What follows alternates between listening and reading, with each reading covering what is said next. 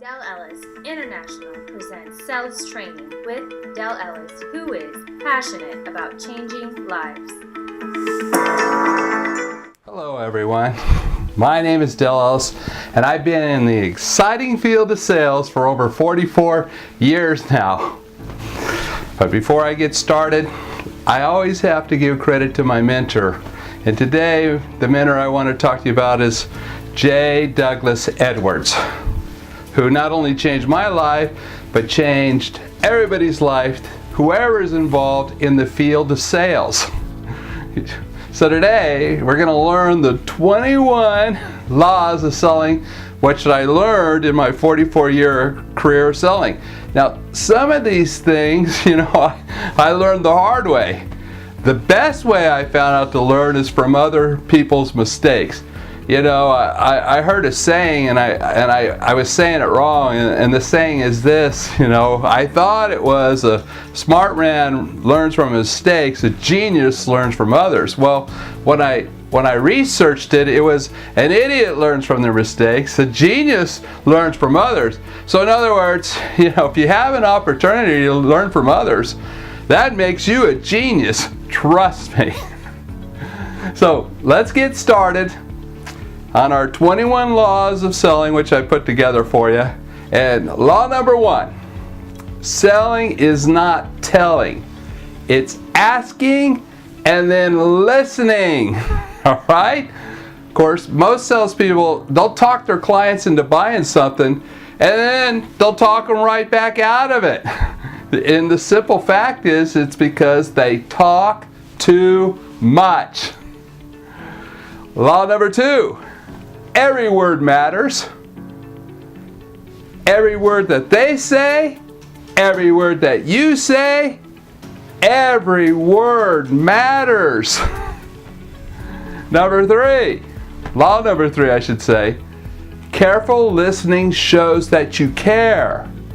Now, people don't care how much you know. They don't care how smart you are or how great you are until they know how much you care. So let me say it again. People don't care how much you know until they know how much you care. And I learned that from John Maxwell, by the way, who's my leadership mentor. So, law number 4. People do not buy products. They buy people. The first thing that must be sold when you're waiting on your potential clients is you. I like Uncle Sam, I want you. No, I want you to understand that you have to sell yourself first. See, that is the only thing that can never be shopped anywhere else, and that's you. Number 5, always get your potential clients' names, or names if you're working with a group of people, and use it exactly how they give it to you. If they say Mike, don't call them, Mikey or Michael. If they say Bob, don't call them Bobby or Rob or Robert. Use their name exactly how they give it to you. And here's why. Their name said correctly, excuse me, is the sweetest sound to their ears. The sweetest sound to their ears. And what's interesting to me, I go out and I do some work with real estate people and stuff like that, and they're showing $1 million or $2 million home. They don't even ask for the people's names. Unbelievable. Remember, it's the sweetest sound to their ears. Law number 6, ABC. Now, I know you heard always be closing, but I've changed it. And it's not that you should always be closing, but I want you to be mindful of always being complimentary. Always be complimentary. And here's why. Compliments are one of the most extraordinary components of a social life. Well, Del, we're not talking about a social life. Hey, 80% of the people that buy will buy from those who they like and trust and feel comfortable with. Only 20% want the cheapest price. Number 7, you must find out your potential client's WITT. Well, what's WITT? I heard it called a radio station. but it's what's important to them, not you. Before making any presentation, you need to use different forms of questioning techniques to find out their WITT, or what's important to them. Number 8, refer to your facility as much as possible. It takes someone to hear your facility's name 16 to 24 times before your company's name sticks. Right? This is called branding your presentation. Branding your presentation. Number 9. Are you ready? Always KISS your presentation. Well, Del, what's that? Keep it super simple. Keep it super simple. Never assume they understand what you're sharing with them. Talk people language that they understand. Also, when educating your clients, make sure that your potential client understands what you are sharing with them. We can only do this by asking our potential clients if they do or they do not understand. Now, watch them. Okay? You got to watch them. Listen, what I found in selling is they can lie with their mouth, but they can't lie with their body language. So we watch them. Make sure. And so, does this make sense to you so far? Well, yeah. No, it don't. So you got to go back over that point again to make sure they fully understand exactly what you're sharing with them, especially when we're educating them, okay? Number 9, whenever you get in trouble in your sales presentation, ask questions. Well, I can get it cheaper down the street. You can get it cheaper down the street, or is cheaper always worked out in your best interest? Notice the word always. Remember, every word matters.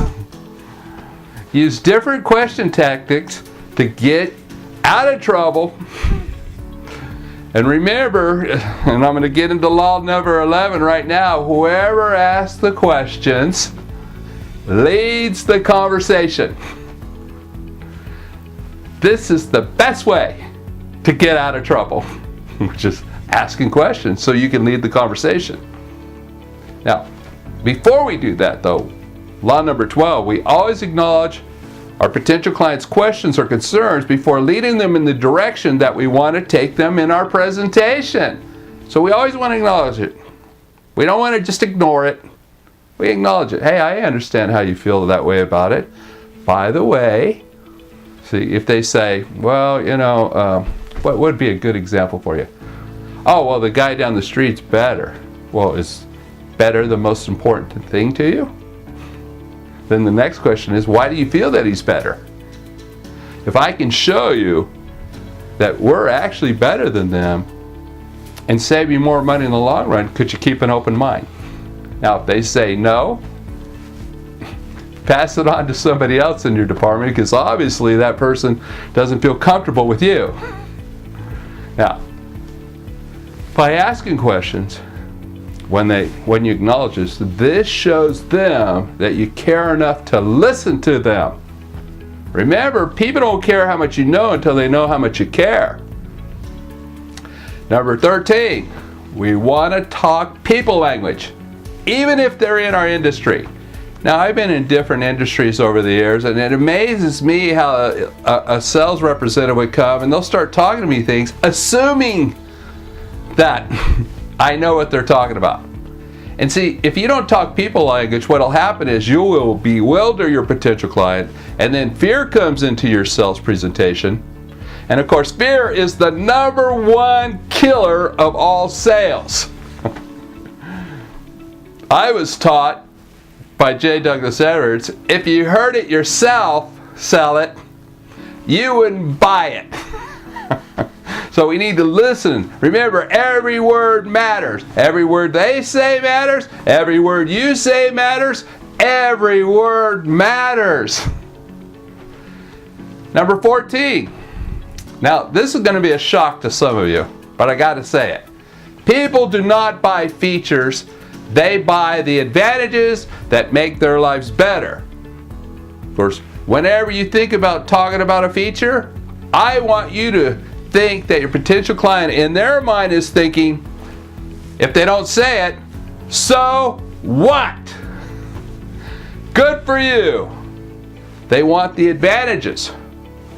They don't want the features. Forget about what it is. Forget about the brand. What will it do for me? See, that's what's important to me. And so many salespeople miss this. Now, number 15. Never make a statement without following the statements or statement with a question. Making statements without following, making statements without following those statements with questions is telling and not selling. Does that make sense? I just did it, didn't I? I could go forever, couldn't I? Okay, the only reason to make a statement or statements is to prepare the way for the question. See, you want to prepare the way for the question, don't you? See, we need to be thinking, where's this statement going to take me? How am I going to follow it up with this question? And from there, where am I going to go? See, this is professional selling because it's not telling. Number 17. Whether you might know this, you might not. All buying decisions are done mentally, emotionally, and backed up by logic. By asking the right type of questions, this gets them involved mentally and emotionally. It's your job to be able to back up their buying decision logically. It's your job. Another way to get them mentally and emotionally involved, and I didn't want to leave this out, is when you can get them involved physically by handing them things. Or instead of you doing it, showing them how great you are at something, have them do it. See, these things, I mean, when you think about it, it's so simple. And yet, in selling, the general consensus is, I have to make this difficult. If I talk, I mean, it reminds me of an Italian chef. And I don't know if you know this or not, but how an Italian chef knows the spaghetti is done, they'll take a piece and they'll throw it against the wall. And if it sticks, it's done. Most people are spending so much time throwing spaghetti against the wall that like I said before, they'll talk themselves in it and they'll talk themselves out of the sale. We don't want to do that, do we? Now, 18. Never go to your next point until you get verification that your potential client understands. Now, it's difficult for me to do this because, we're not interacting. However, there is a way that we can do that so we can always interact. But we'll talk about that another time, all right? But once again, if you assume they understand and they don't do it, and you don't do it, it's going to come back to you by haunting you, by you losing the sale. And here's the interesting thing. I don't know if you know this or not, the difference between a professional and an amateur. Of course, professionals get paid. Amateurs do not. Every time you lose a sale, that makes you an amateur, and if they go buy it somewhere else, that makes that other person a professional. Now, I was asked this question, I don't know if you've ever been asked this question, but do you love winning more than you hate losing? Or do you hate losing more than you love winning? Well, I hate losing more than I love winning, and I'm willing to do what it takes so I don't lose. It leaves a bad taste in my mouth, and hopefully it leaves a bad taste in your mouth, and you want to do something about it. Of course, you're here today, and that's a good start. Number 19, if you say it, your potential client will probably doubt it. If your potential client says it, then they believe it is truth. So all we got to do is learn how to get them to say it. Well, we do this by utilizing what I call the power of two. Number 20, you never give your potential client a choice between doing and not doing. We always give our potential clients a choice between doing it this way or doing it that way. This is the power of two, and the power of two always includes the word or. Did you want to do it this way or prefer it that way? Did you want to set up your consultation for Tuesday, or does Wednesday work better for you? Would you prefer the morning or afternoon? For your initial amount, did you want to use your Visa or your debit card? There's just a few examples for you of the power of two. Now, whenever you ask a closing question, number 21, whenever you ask a closing question, remain silent. Of course, the first one who talks loses, and that comes from my mentor, J. Douglas Edwards. Whenever you ask any question, always remain silent and listen. Now, sometimes what they say and what they mean is two different things. And the only way for you to find this out is question it and listen to the answers. Well, we blasted through the 21 laws of selling, and I hope you enjoyed it. I hope it helps you. For those who desire to become the best of the best and the highest paid professionals, go to www.delhelp.com. It's Dell just like the computer, but only one L, and then help.com, all right? And I need you to fill out step 1. This tells me you're serious. Also, if this has helped you in any way, could you please help me by liking my Facebook page, or better yet, sharing this session with those who you feel might benefit from this session the most? I am Dell Ellis, and I am passionate about changing lives, and I hope some way this has helped change you to become more successful. Thank you so much for viewing.